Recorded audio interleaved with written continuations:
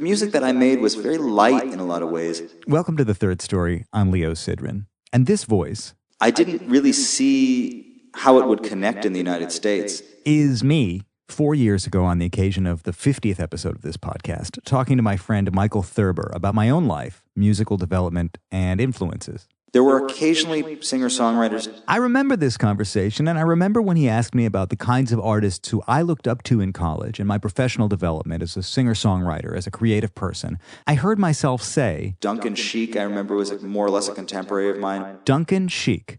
In some ways, it took doing that interview for me to realize how important Duncan Sheik had been to me and what he represented. He has a kind of literate, pop aesthetic. He was always a smart writer with a lush sensibility, and he was a somewhat exotic artist for me. He represented an East Coast point of view while I was still in college in Wisconsin. Is he from Madison as well? No, he's not from Madison. He's from out here. I think he had gone to Brown. I have a sort of sepia-toned memory of lying on my bed in the summer of 1996 and listening to my Duncan Sheik CD, piecing together the story of this guy and this music. His song, Barely Breathing, was the horse he rode in on.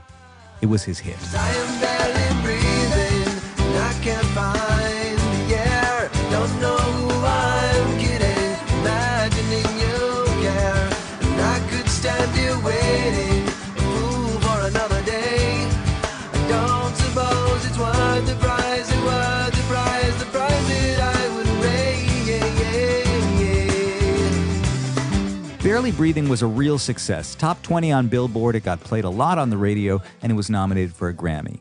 In some ways, whatever would happen for Duncan Sheik after that was in the shadow or in response to the success of that record. I told myself I would be willing to make that same deal with that same devil. Give me one good hit early and I'll live with the consequences.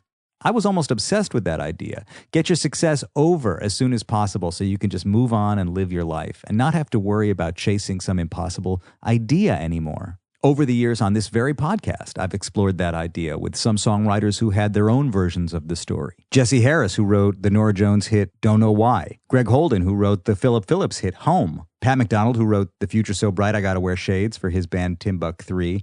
And Brendan B. Brown, who wrote Teenage Dirtbag for his band Wheatus. In each of these cases, the writers went on to do great things and write great songs long after the big hit. And every situation is different. But one idea remains constant. There's fantasy and imagination, and then there's reality. And in Duncan's case, I think dealing with the reality of success was not so obvious, personally or professionally. And I think he even today distances himself a little bit from that first record. But when I heard that first record of his, I thought, okay, here's this kind of songwriter that I relate to and I could aspire to be like somebody like him. Duncan Sheik made it clear that he was reluctant to chase the pop chalice. While he did continue to release pop-oriented records, and he made the kinds of rounds that one made at the time, he even appeared on an episode of Beverly Hills 90210, his sensibility was always somewhat serious. His sophomore record, Humming, included a song written in tribute to one of Duncan's major influences, the singer Jeff Buckley, who drowned in Memphis in 1997. And it also included the song Nichiren, named after a 13th century Buddhist monk. He beat the drums and lit the fires. He sent his messages in vain.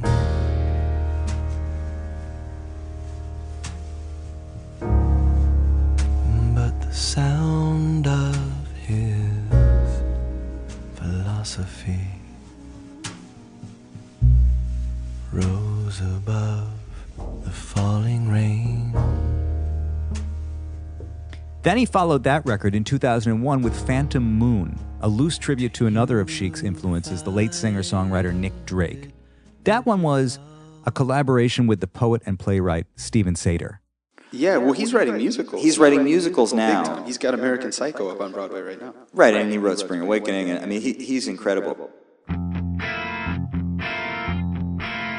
God, I dreamed there wasn't The collaborative relationship between Sheik and Sater has continued for 2 decades and quickly migrated from the stereo to the stage. Their first major statement was the musical Spring Awakening, which opened on Broadway in 2006 and went on to win 8 Tonys. She said, give me that hand, please, and the itch you can't control.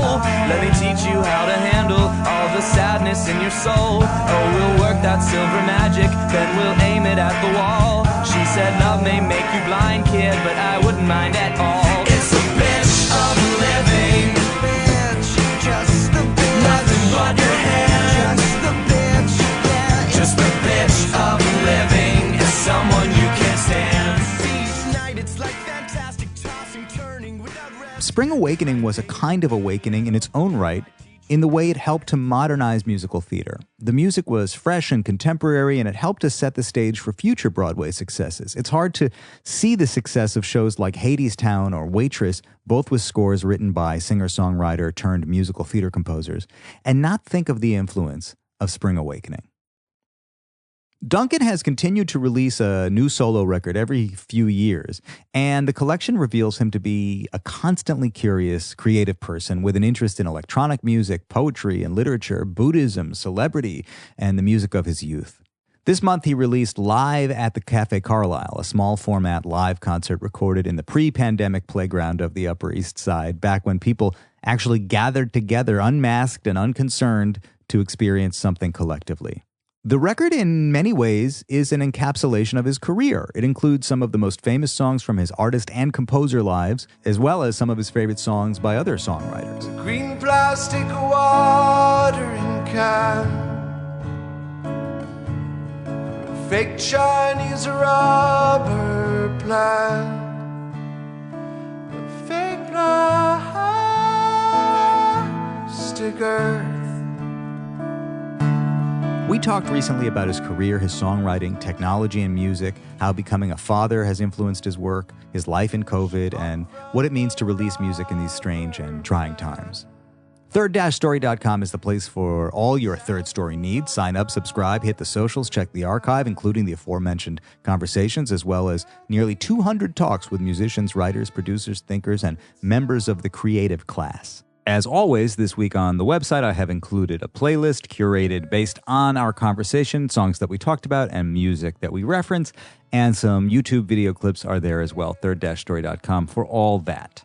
Patreon.com/thirdstorypodcast is the place to go to help pay for my daughter's Hanukkah gifts and keep this thing going. Or if you want to do something that doesn't cost a thing, head over to Apple Podcasts and leave a 5-star review. Here's me and Duncan Sheik talking it down. Duncan. Yeah, hey. Hey. How's it going? Good. How are you? I'm pretty good. Looks like we've got some fun kit over the back there. I am living in the fun kit. Yeah, nice. I actually know you're a person who from time to time has lived in a fun kit as well. We met a couple of times, once at your old Tribeca loft with the studio in the living room, because I'm an old friend of Holly Brooks. Oh, okay, cool. Right on. So when you guys were working together, I came up to pick her up once, and I saw your floated room in the middle of the living room. Yeah. Well, I was sort of on the side of the loft there. Yeah, I had like a little control room and a little mini live room, and it was fun while it lasted. Now I have a studio up in Garrison, an hour north of the city, and then I have this like little. It's sort of like a little prison cell, but I kind of like it.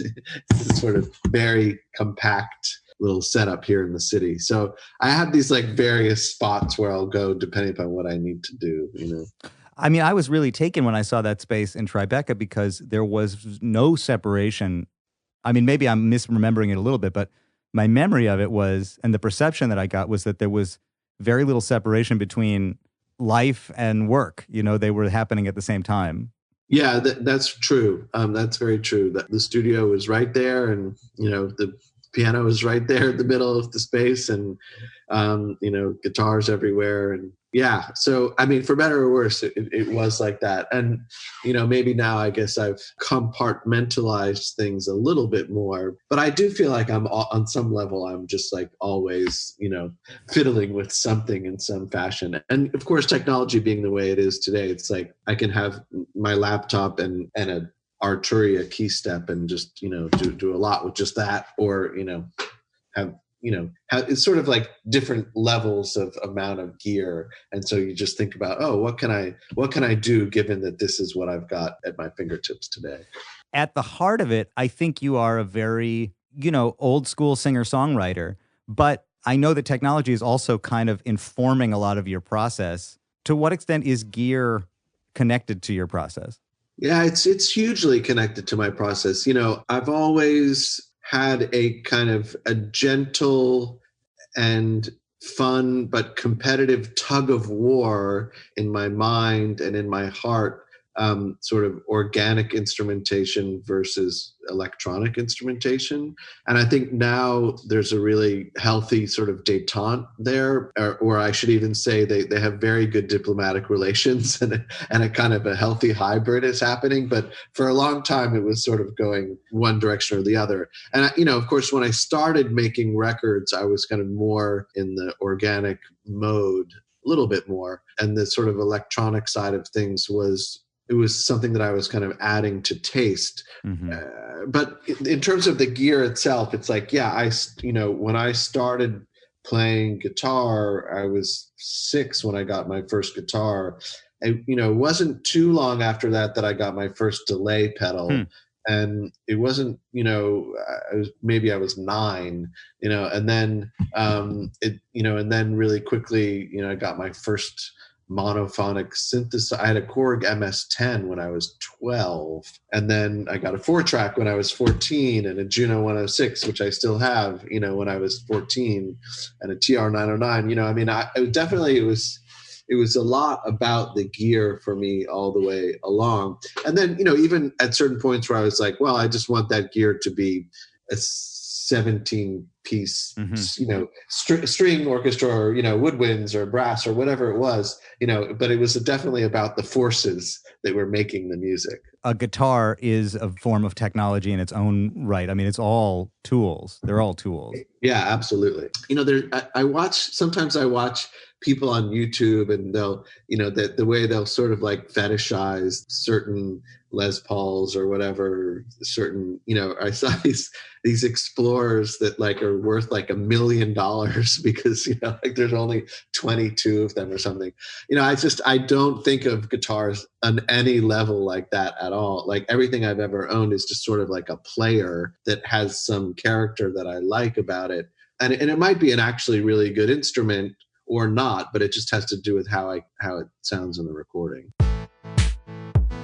You talk about, at least at the beginning, using technology, using electronic elements sort of to taste, to flavor, but there clearly have been times when the technology is kind of leading the process in terms of writing. Summer's wound down, I'm in Birmingham, the day cleared up, it's pretty grand. I did a little job with a friend of mine, emptied the pockets of the people in line. Does your process of writing, is it opened up by sound? Is it determined by, is it following the lead of the sound? Yeah, I think so. If I kind of categorize, my process of kind of coming up with musical material, for a long time, most of the time it came from me just like starting with a guitar, maybe an alternate tuning, maybe not, or sitting down at a piano. And that was how the whole thing would start. And then slowly but surely, it became about like sitting down at the computer and sort of like playing with sounds maybe that were in Logic or whatever. But then around the time I really started using Ableton a lot, and then incorporating some analog and some digital sort of synthesizers and drum machines, back into I've always had them lying around, but they weren't like central to what I was doing. And then now they sort of have become very central to what I'm doing. And so if I open up Ableton now, I may start with a guitar part or a piano part, but I'm just as likely to start with something from the Prophet that's just, like has a loose kind of LFO happening. And then I'll sort of like get it to time out in Ableton and kind of go from there. Whatever it is, it's just, it could be any little bit of audio. Doesn't necessarily start with a guitar or a piano the way it used to. Right. And so now I'm just, again, it's almost as if I've liberated myself from having any judgment about any of it one way or the other. It's just like, does this sound good to me right now? I was on your YouTube page last night and noticed, actually, I'm glad I went there again today because something changed between yesterday and today. You put up a new video in the last day. It's one of the Radiohead cover that you also do on the new record. Yeah. And the video that appeared before that was a sort of reimagining of Barely Breathing that you did with Doug Yole last month. Yeah. Right. And those two, the kind of just purely acoustic Radiohead cover versus the Barely Breathing sort of reframe, I think to an extent kind of speak to that détente that you're talking about in the way technology and even the sonic world that you're living in is more fluid now than maybe in the past. Yeah, exactly. It's all kind of fair game, and like that version of Barely Breathing, which of course, I don't know if you know the story behind it, but I woke up one morning and my Twitter, such as it is, had blown up, which means, I had maybe like 100 notifications or something. And so I was like, what happened? And then I guess the Lincoln Project, which are sort of the anti-Trump Republicans, had put some video of Trump when he got out of the hospital, like coming out on the veranda and taking his mask off. And it was clear he was having trouble breathing. And when you clicked on the picture, they had like Barely Breathing there. And I was like, oh, that's really fucking funny. Yeah. And so, because I was always wondering, like, when is that song going to be used, for some, advertisement or institution or something? I was like, it's not like the American Cancer Society. No, but because I don't have any preciousness really about it at all. So I was like, oh, this is a great use of it. So I thought, why don't I just, I'd been wanting to do it's not really a remix, but a reframe, as you say, of the song for a while. And so I was like, this is a good opportunity. So I just kind of rewrote the lyric in second person as opposed to first person. So it became Dear 45.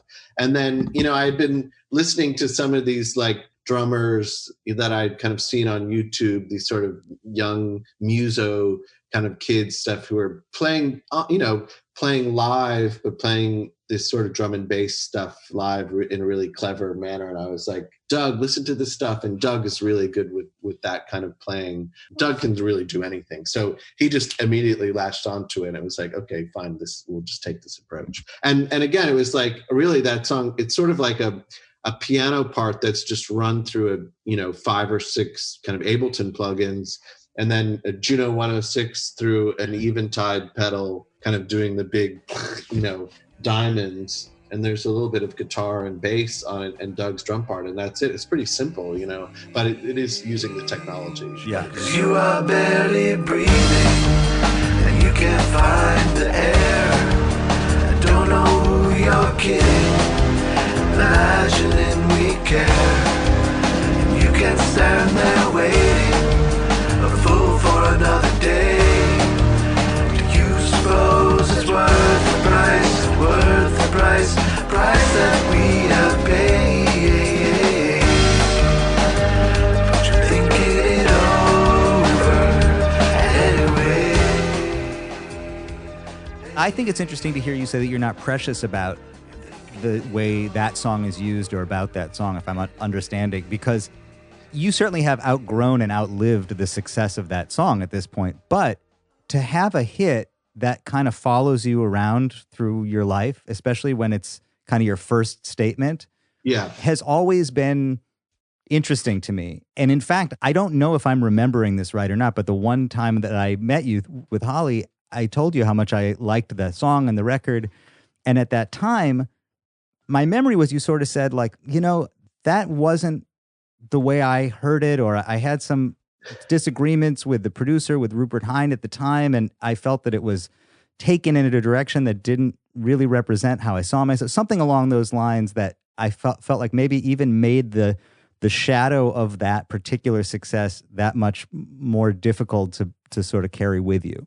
Yeah, I mean, really what it was more of the fact that, that song was kind of an outlier on that record in many respects, and of course it was literally and arguably the most sort of radio friendly thing on the record, but the rest of the record was, there were a lot of string arrangements and a lot of super moody ballads and, some things that were more middle of the road, I guess, but it was an outlier. And so when it sort of that song became the kind of brand, as it were, that was a real struggle for me. And not because of what Rupert had done or I had done or anything. It's just that I didn't want that to be kind of leading the charge of who I was as an artist. And then before I knew it, I had no control over that.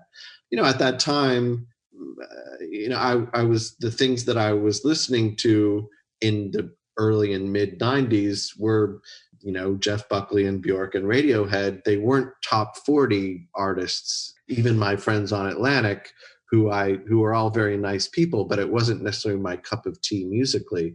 So, that was like just a real cognitive dissonance for me for a long time. And I felt this chip on my shoulder and this sense that I needed to take back my good name, from being sullied by the taint of top 40 radio, which is completely silly and absurd, but it's how I felt at the time. So there you go. When I'm a little bit younger than you, and that record came out when I was in college and just trying to put together a collection of my own songs and make a record. And when I heard that record, I thought, I want my record to sound like that. And I identified you, not just that song, but that whole record, I identified you as a kind of artist that I could aspire to be like. And I also remember joking around in coffee shops at the University of Wisconsin where I was, that I was ready to make a deal. I was ready to make a deal that I will trade you my one hit. And for the rest of my life, I am prepared to take this bag with this hit and I will sing it for you every time in exchange for my career. I'm willing to make that deal.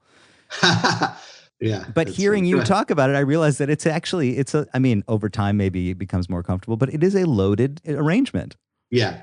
Oh yeah. It's a deal with the devil. And that's sort of, that's why that song Shopping that's on White Limousine, it's this, I guess, kind of meta commentary on the fact that so really what I've done is I've made music so that you can go to Home Depot and, buy a, leaf blower, and what does that do to your consciousness, Nothing here is what it seems. Risk the wreckage of your dreams so that you are always shopping. Steal away the cash you're dropping. Listen to me when I say fantasies are built to fade. There you are, you're always shopping. There is no stopping. Don't misunderstand me. It always makes me smile. How did you approach, I forget exactly what you said, restoring your good name, unsullying your good name? How did that actually inform the work that followed? Well, I mean, it was unsuccessful in all the ways that I wanted it to be, and it was very successful in ways that were really damaging. So it was like, fine, you want to be the sort of indie rock artist who doesn't really sell very many records and is always struggling on the road. Like I made Humming and Phantom Moon. I did that in 2 fell swoops. And look, I'm really proud of Phantom Moon. I think it's a really interesting record. If I look at it as objectively as I can, I'm glad it exists, but it was probably silly and outrageously unrealistic of me to think that I was going to be able to have my cake and eat it too, and still sell hundreds of thousands of copies, but make a record that's just poetry from a playwright and woodwind arrangements, so there it is. In the temple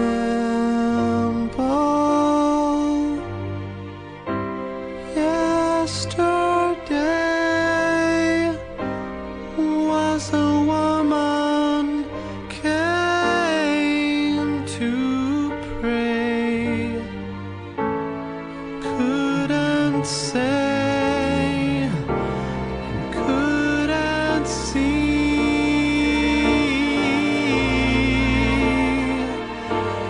She fell down on her knees, sued for grace, sued for peace, sued the priest to set her free.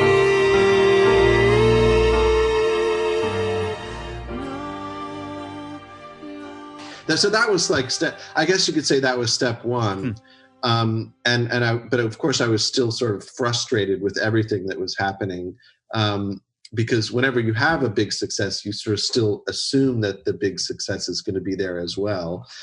And then when I kind of was pulled into the theater universe, which we can talk about that more. Yeah. In a way that became a really healthy way of sidestepping, like worrying about, how I was seen in the musical landscape of the pitchfork world or whatever. Right. Let's talk about it. This is why not now? This is a good time. We can circle back. It also gave you an opportunity to be innovative in a way that it seemed like if you were going to operate in the pop space, there wasn't going to be a lot of room for you to innovate. Yeah, exactly. I mean, for me at that moment when the idea was proposed to me by Steven Sater, and I think everybody knows that my reaction was like, I don't like musicals very much. And that was me being sort of politic. But when I read the play, when I read Spring Awakening, the sort of Ted Hughes translation of the original play, there was definitely a light bulb that went off above my head that was like, what if you did a show that was, not necessarily for Broadway, but just a play with music, a musical, who knows where or how it will be staged.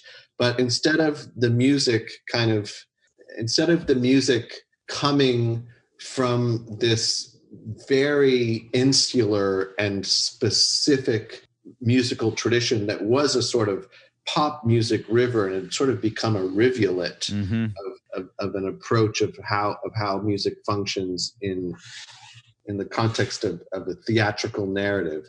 What if stylistically the music was authentically just like the music any kid listening to alternative music on their iPod would? What if it was that same sound, for lack of a better word, approach? Disappear, yeah, well, you wanna try.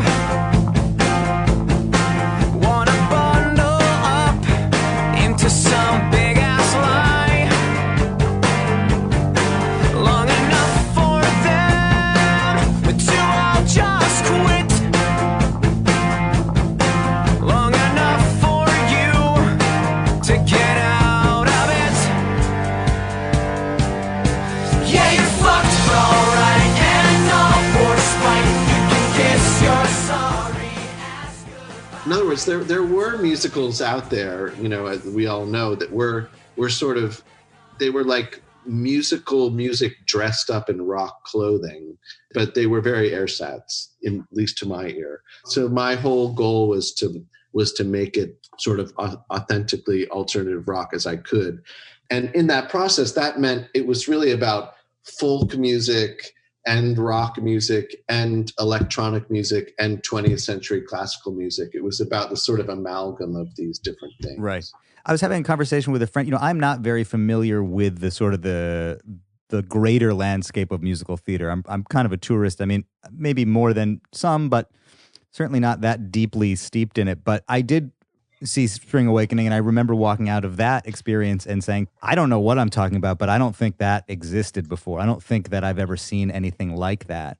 And I was having a conversation with a friend this morning who reminded me that one of the things that happened is that there was a real distinction between dialogue and singing in the formatting of it, that you kept the songs kind of separate and avoided that pretty common trope of letting the dialogue sort of be sung to move narrative forward.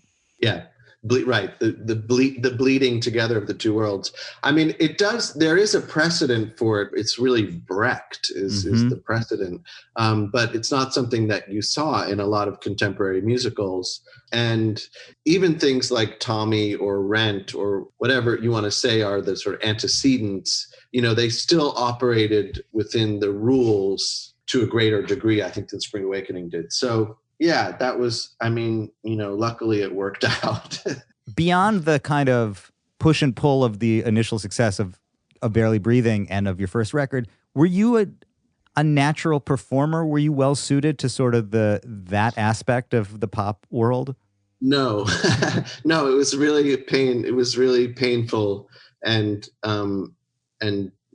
challenging. And, I think that if I could go back and change anything about my experience of getting signed and those first couple of years, it would be that I would have played, hundreds of more shows before I went out on tour opening up for Jewel. But I didn't, I was really self-conscious. I didn't like, it was always it was like pulling teeth to get me to play shows. Even after I got signed to Atlantic, they were always really frustrated with me. Like, why can't you just go play a show at Luna Park or whatever, And I just, it was really torturous for me initially. And, even today, it takes me a minute when I go on tour to sort of get into the zone. And, I can get in the zone now, by and large. I mean, not every night, but, sometimes. And that's really awesome. But that was hard won. That comfort on stage was hard won. Did you mean to get signed? I mean, were you actively trying to get signed? Put it this way. When I first went out to LA after graduation, I had this demo tape. It got passed around town and I got a deal fairly quickly with a kind of indie, kind of a boutique little label. It wasn't like a real record deal. It was just sort of, they signed me so that they could then get me a real record deal, which didn't really happen. Then I got a publishing deal with BMG. And then I was like, okay, I actually want to go make a record myself and be a singer-songwriter. But like what I was saying before about not really loving performing, I really thought I could just, once I got signed to Atlantic, I was like, I can just sit in the studio and make records and then, you guys will market them and magically people will just go buy them. that was my attitude about it. So I wanted to get signed and I wanted to make records. I just didn't want to do all the other stuff that I ended up having to do. In that sense, it seems like the other benefit of doing theater is that it allows you to, exercise all of this process-oriented stuff and all of the writing and all of the creative envisioning and not have to be the person who stands up and delivers it.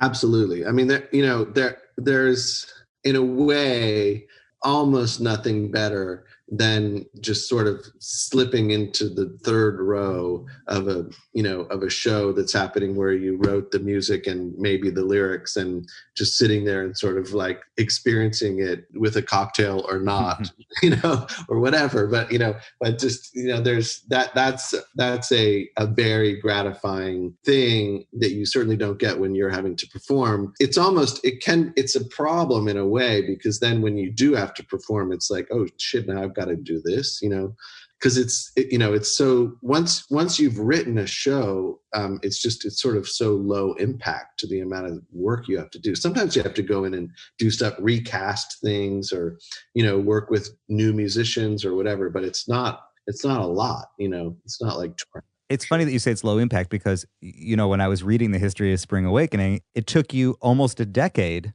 to get it together. I mean, not to get it together, but from start to finish until it's on Broadway. And, and obviously that's not a decade of solid 40-hour-a-week work. That's starting and stopping and workshopping. But it is so long term Yeah. that I can see how you could sit in the third row and say, you know, at this point, it's pretty easy. But exactly right. Well, yeah, like I've done the heavy lifting. Thanks. I deserve to enjoy this, you know. Yeah, that's true. You know, no show that I've worked on has ever taken less than 4 years from inception to when it gets on stage. So, and most of them more than that. So it's What is that like? I mean, you know, the good thing about a song is that you can finish. You know, a song can be finished. You can tweak it, but it can sort of be finished. But a show seems like something that is kind of interminable and maybe never feels like it's finished.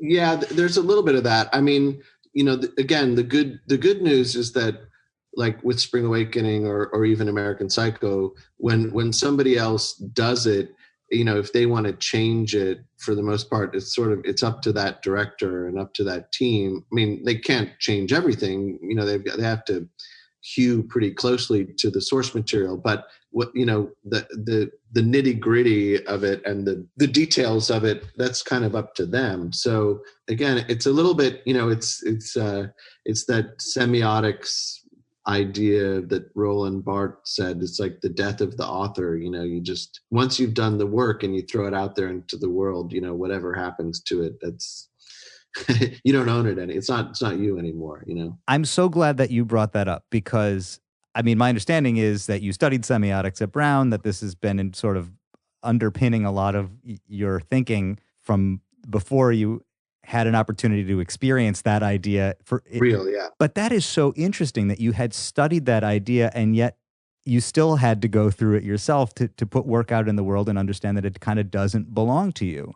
Yeah. Yeah. You know, especially in a form like theater, you know, I guess, you know, when you make a record, whether it's just a, you know, whatever, when you make a recording, you know, that at least the recording itself sort of remains constant. You know, how it's perceived, that's a whole other conversation, and how it exists in the culture, that's a whole other thing. But when you're doing something that's a score and a book that for a live entertainment, that thing is constantly changing and morphing night to night, production to production, in all kinds of ways. So it's just a greater degree of having its own life. Can you just speak briefly about what semiotics is? Sure. I mean, semiotics is it's the study of signs and signifying systems.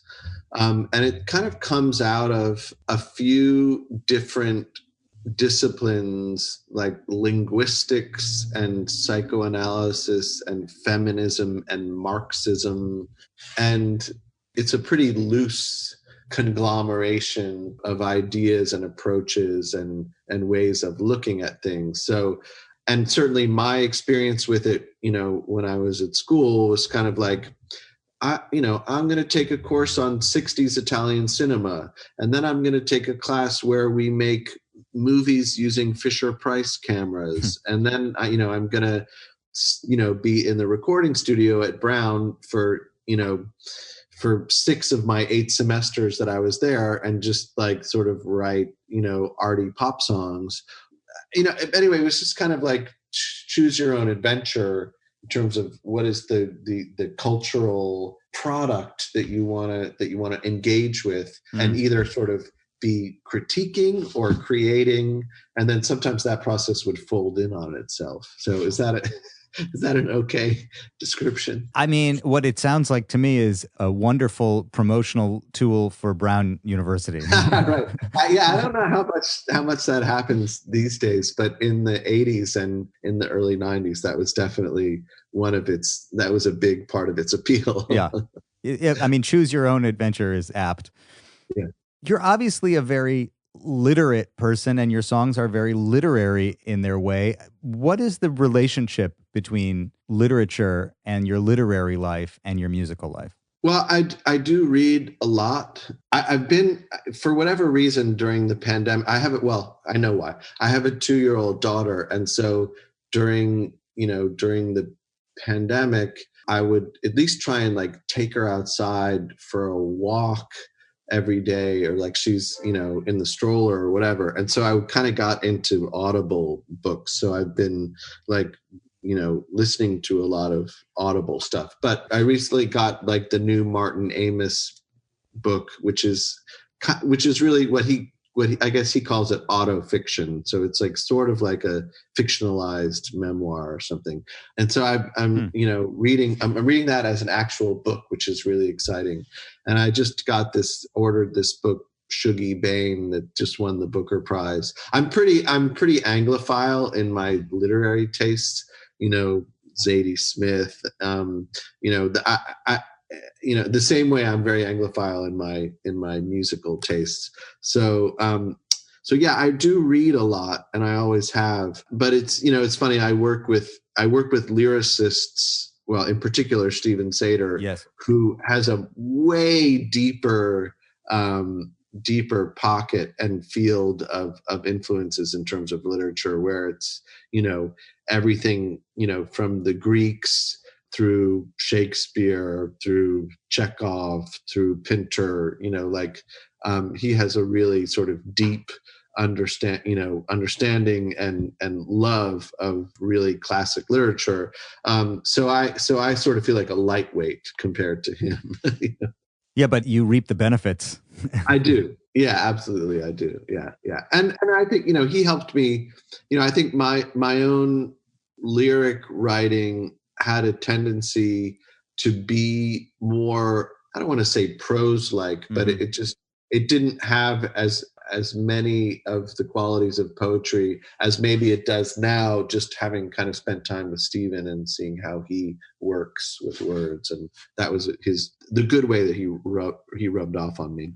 Do you experience a book differently when you listen to it? I mean, I have become completely, over time, maybe too reliant on receiving information through hearing it and listening to it. Yeah, it's funny. I mean, it needs to be a writer that I really, really, really like for me to read the actual book on paper now.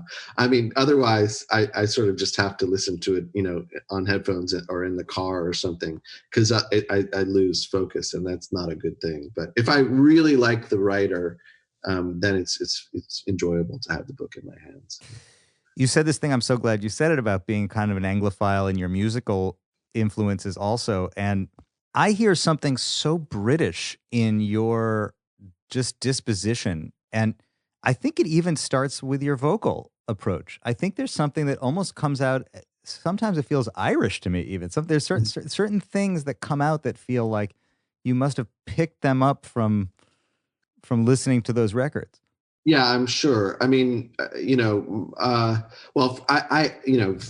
am actually, my mom's side of the family is Scottish and Irish, and my dad's side of the family is half Irish. So, I mean, I'm mostly a sort of Northern European mutt, just, genetically, for lack of a better word. But I don't think that has as much to do with it as the vocalists that I grew up listening to.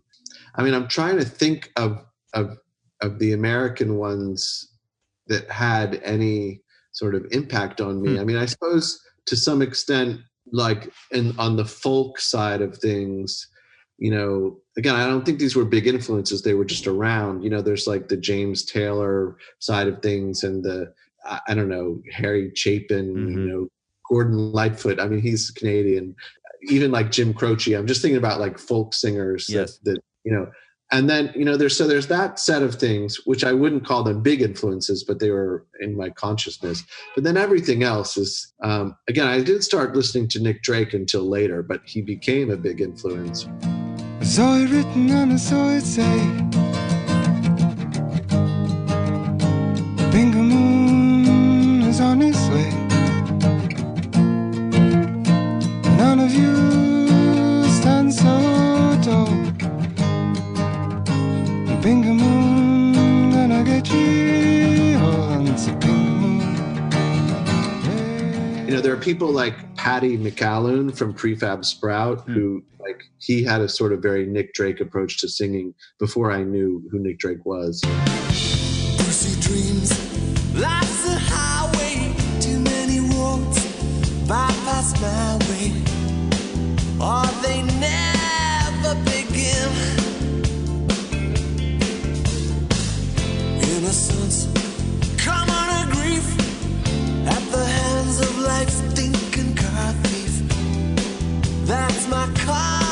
concept of sin. Does heaven wait? And then, of course, there's David Sylvian from Japan and Mark Hollis from Talk Talk, and then, more recently, obviously, there's Tom York and people like that. And then the one American that really had a big influence on me, although I could never sing like him, is Jeff Buckley. Kiss me, please kiss me. Kiss me out of desire, baby, not consolation. Oh, it makes me so angry, 'cause I know that in time I'll only make you cry since our last goodbye.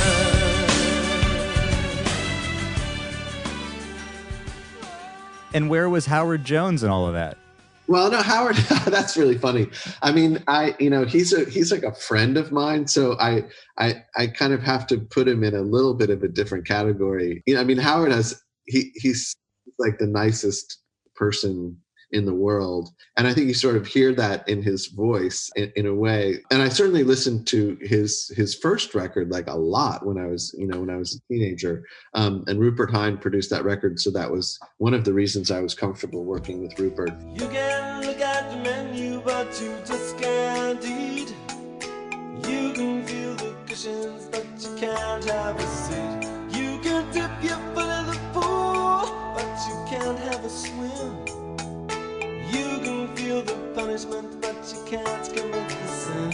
And Did you ask for Rupert? I didn't realize that until today when I looked up Rupert's background and I saw that you shared Howard Jones. Yeah, no, I didn't ask. It was just something that was proposed to me that I was instantly intrigued by and happy to entertain the idea of. So, that was, again, if you could call it a happy accident or whatever, yeah. But, and Rupert sadly just passed away this year, but, he had a profound influence, of course, on the records themselves, but on me as a producer and how I think about making music.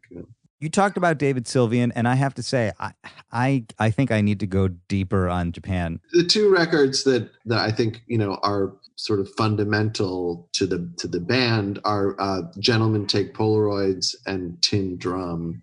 And "Tin Drum" in particular was kind of it had a use of I guess it was mostly Prophet 5 synthesizer, but a really a use of that instrument and that sound in a way that's so hyper modern and so hip. Like if you hear it today, I'm just still like, whoa.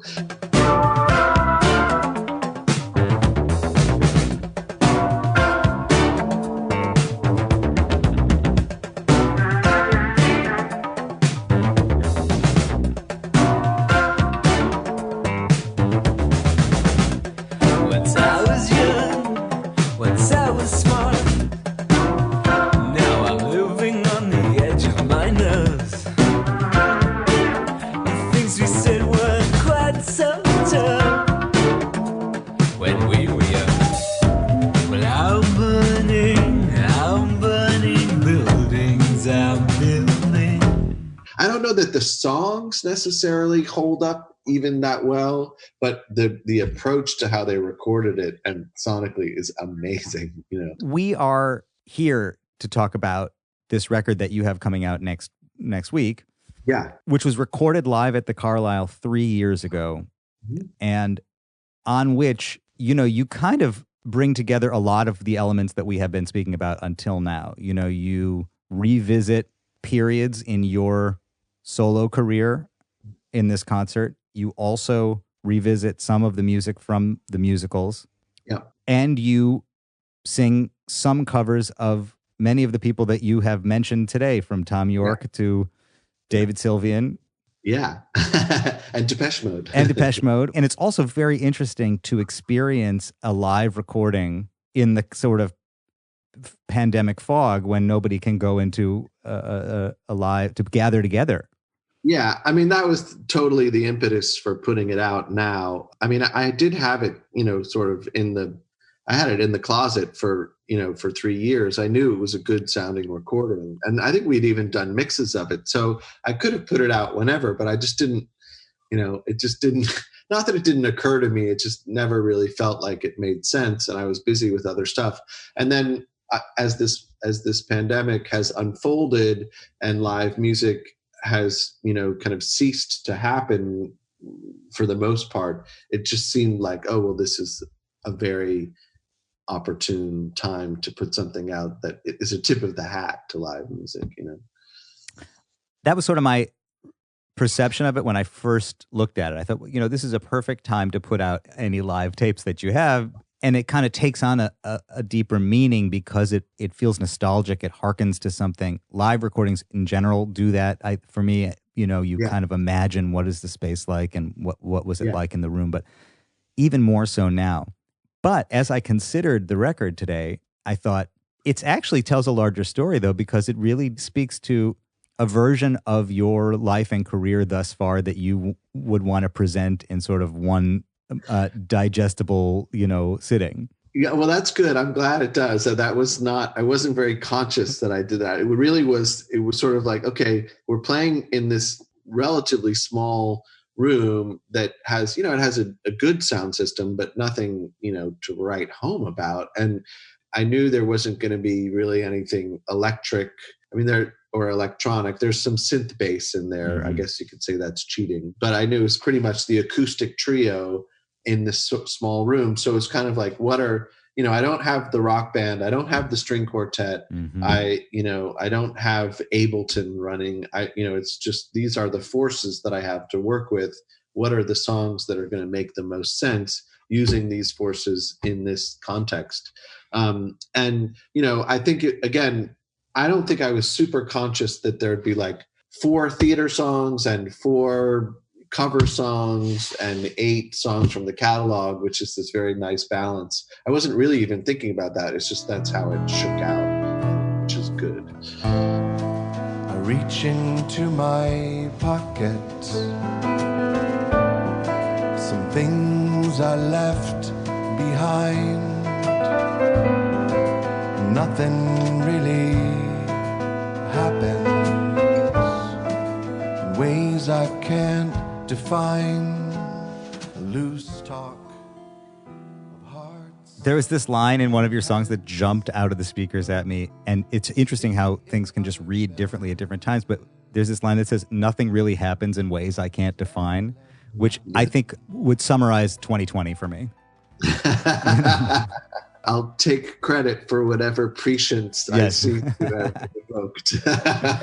What's it like for you to be even going through the motions of the promotion of a record in the context of confinement? Well, as you can see, having to push this back an hour today, I'm still not very organized about it. I should be better, but that has more to do with having a kid and having to do nursery school interviews than anything else. But it's funny because I've gotten so into this sort of completely self-involved, selfish way of like making music. Anything that sort of takes me away from that is slightly annoying to me in a way. I'm enjoying this conversation, don't get me wrong. It's just in the moment I'm sort of like, why do I have to do something else? I just want to go like twiddle knobs, Is that pretty normal for you, or does this feel like a new thing? Well, it's just been a minute since I've had to do very much of it. The last time I did sort of a lot of press was really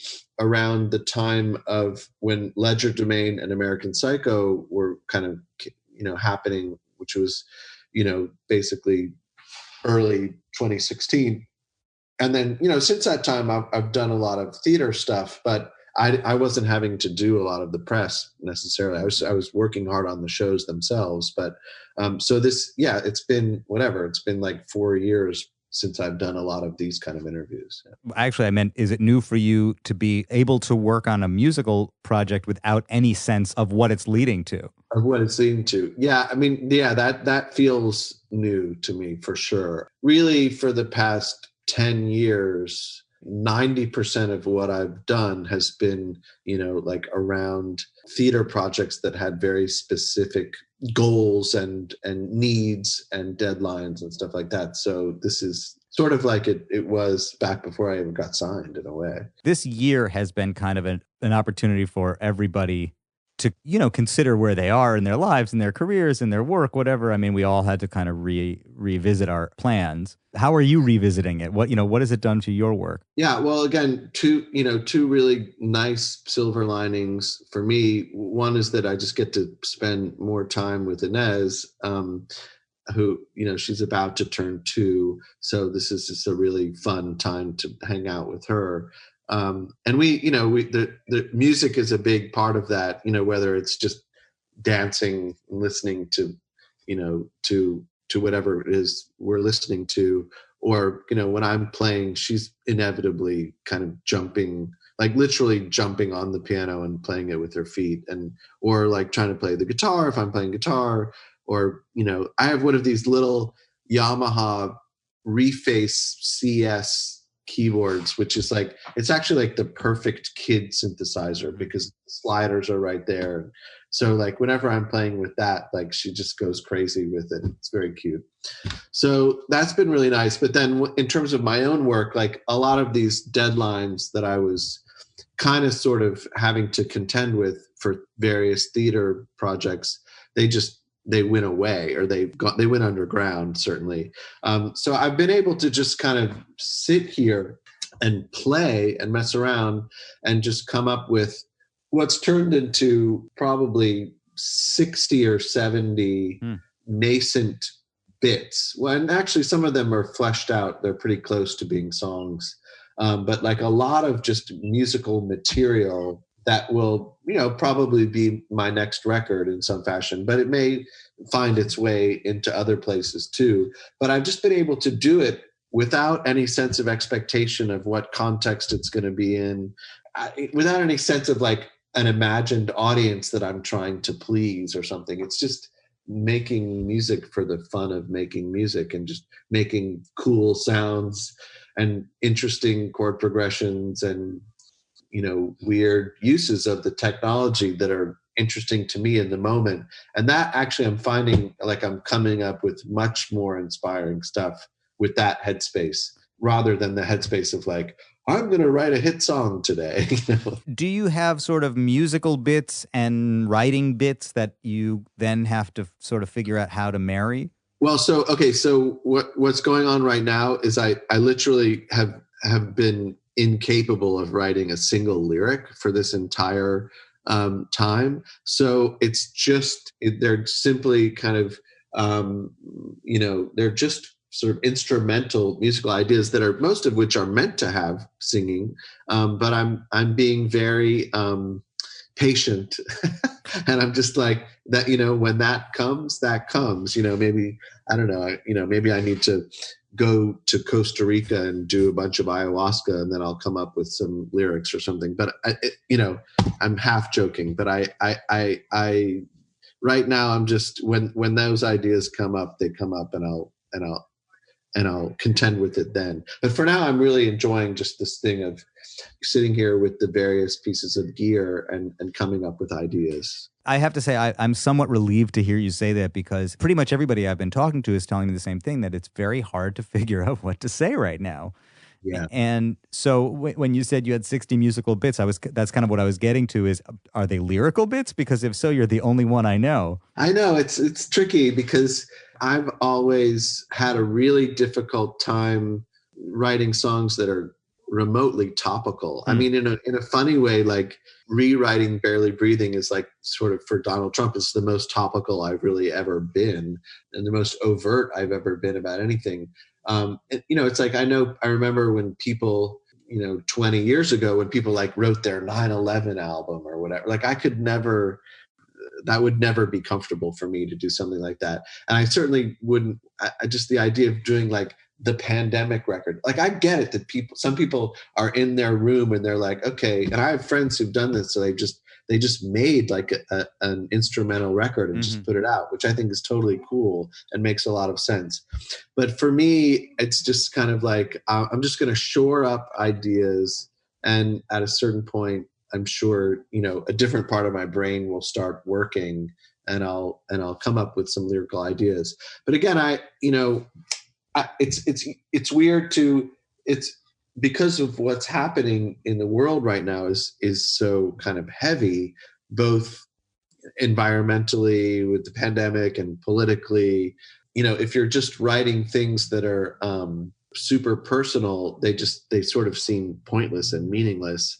And if you're writing things that are about what's going on, they seem really portentous and stupid. And so so it's like really a catch-22.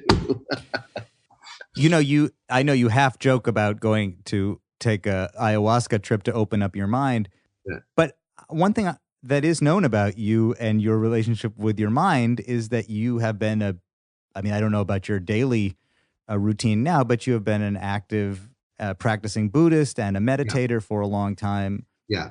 I started practicing when I was 19. So over a little over 30 years now, I've been chanting, twice a day. If I'm being good, twice a day. For the most part, it's right. Sometimes I miss one of those sessions, but yeah, I have been, fairly assiduously practicing.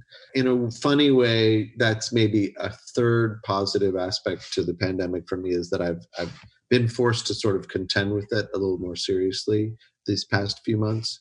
And also I've become a little less rigid about my spiritual practice, for lack of a better word, and sort of listening to some other people from some other slightly different traditions, and sort of trying to broaden, how I think about this stuff. So that's been positive. Within other Buddhist traditions. Yeah, and some sort of, I guess you could say yogic traditions. Yeah. I mean, not some Indian guys who, again, Gautama was Indian, so there's really not that, there's not that much of a distinction. But there's the Buddhist sutras, and there's the Yoga Sutras of Patanjali and things like that. I think, there's a lot of interesting overlap there, let's just say. How did you get turned on to it?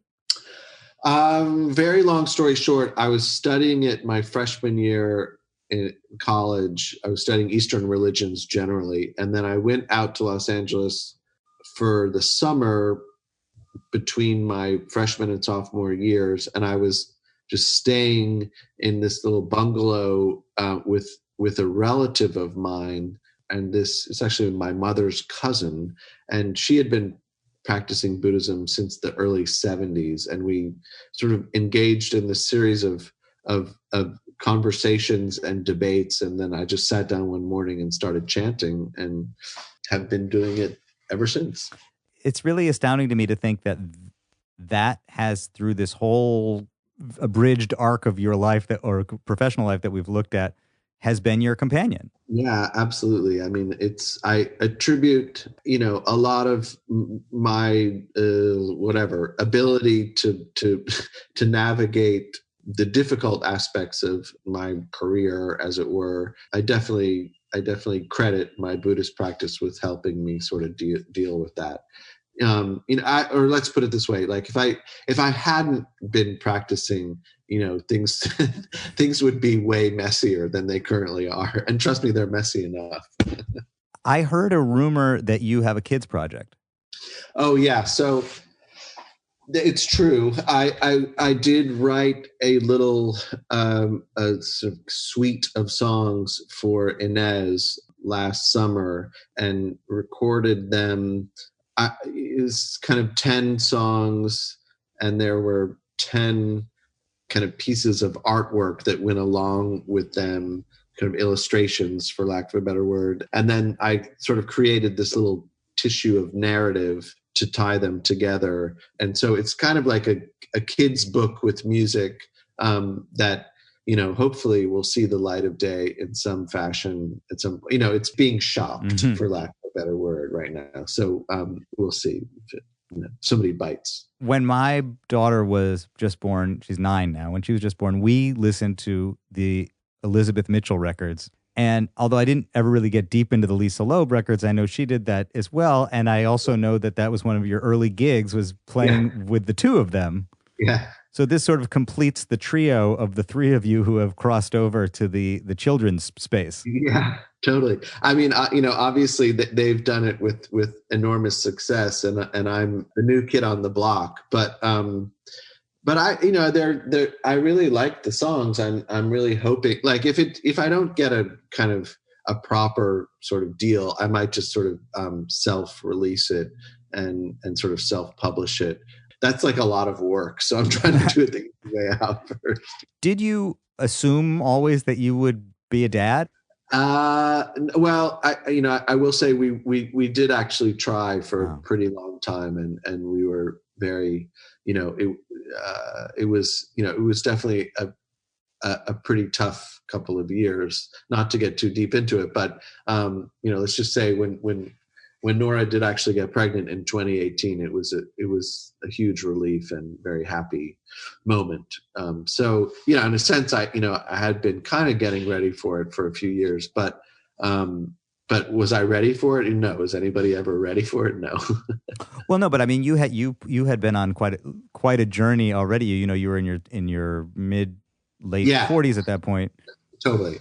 Yeah. So, I mean, that's the thing. I mean, but it's funny because I look around here in New York City, like, there's a lot of, old dads running around. It's fairly common. So my grandmother, was 46 when I was born. And I, because my mom was young and she was working and, like single working mother, like I spent a lot of time with my grandmother. So, when I think about that now, it's like, wow, I'm the same age as my grandfather was, which is a little scary and whatever, but what can I do? It's the way it is. But given all that, I mean, did it make you think differently about what you want to do now with your time? I mean, that's the irony of it, is that I probably should be way more mercenary right now about like, trying to write hit songs for other artists or whatever, produce younger artists, or I don't know. But I guess I'm blithely doing the opposite of that, and hopefully it'll work out. Well, first of all, trying to break back into the record business would be so misguided right now. And you're so fortunate that you have all of these other areas that, I mean, that's what I think is so interesting, is like by breaking out of the record business, you actually found some terrain that, you can have a lasting career in and maneuver. Yeah. Yeah. Yeah, totally. That's a good way of putting it. I broke out of the music business. Yeah. It's difficult, and it's very difficult to do, but I'm also very, not everybody can do it. And particularly this year, it's a whole other conversation about what it means to be, it's always been a fine line between being self-employed and unemployed, but it's very stark right now for so many. Yeah, listen, I mean, I don't mean to be glib about it at all. I'm very grateful for the fact that I do have this sort of these two side-by-side careers that if you put them together, they allow me to sort of live my life. But if I just had to rely on one, it would be really a problem right now. Well, Duncan Sheik, thank you for taking this time with me today. It's a long time coming. I like I said, I've been a fan since the first record and been looking forward to talking for a long time. Cool. Thanks, man. I really appreciate it. I love your spot. It looks fun. Oh, thanks. It's a total playroom, and I show you without disconnecting everything, but the bedroom is there. So right, we are living in it. Yeah, that's great. I'm in full support. Yeah, well, I took a page out of your book after I saw what you did. Thanks, Duncan. Be well. All right. Take care. Bye-bye. Bye. There he was, my friends, the charming, thoughtful, introspective, artful Duncan Sheik. We still have a few weeks left this year, and I still have some good episodes for you, so stay tuned. I'll be back in your ear before you know it with another deep dive. Until then, I'll talk to you soon.